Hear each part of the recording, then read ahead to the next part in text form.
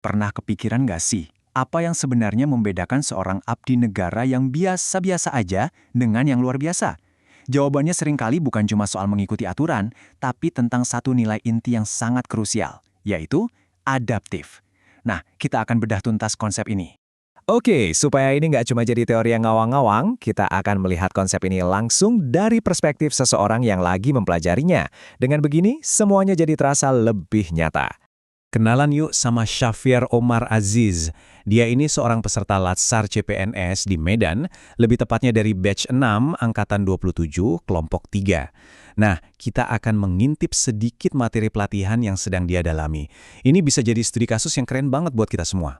Di dunia yang perubahannya super cepat kayak sekarang, ada satu kemampuan yang jadi semacam tiket emas untuk sukses, terutama dalam pelayanan publik. Kemampuan itu adalah menjadi adaptif. Jadi apa sih adaptif itu? Gampangnya gini, ini bukan cuma soal gimana caranya kita bertahan pas ada perubahan. Bukan, ini lebih dari itu.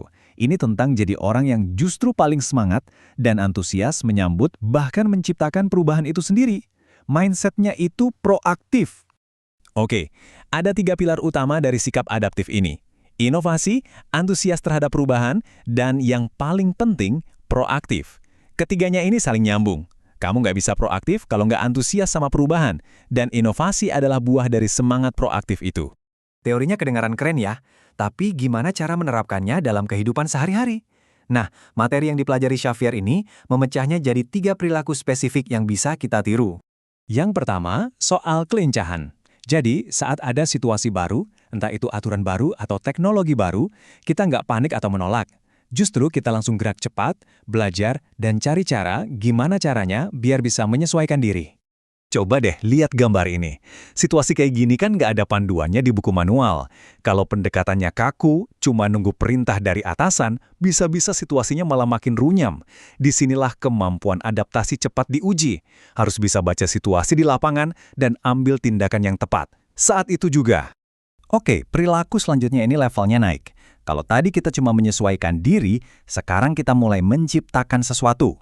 Ini soal gimana kita nggak gampang puas dengan cara-cara lama, dan terus-menerus bertanya, ada nggak ya cara yang lebih baik? Dan inilah rahasianya.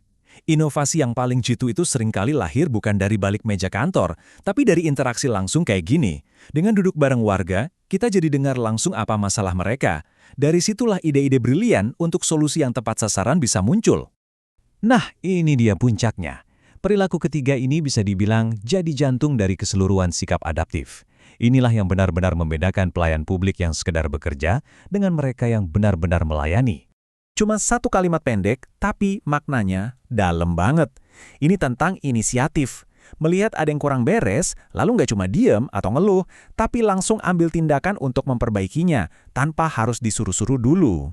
Gambar ini nunjukin dengan jelas apa artinya proaktif. Bukan duduk manis di kantor nungguin laporan masuk, tapi justru belusukan, turun langsung ke lapangan, ngobrol sama warga, dengerin keluh kesah mereka. Solusi yang efektif itu lahir dari sini, dari pemahaman yang mendalam.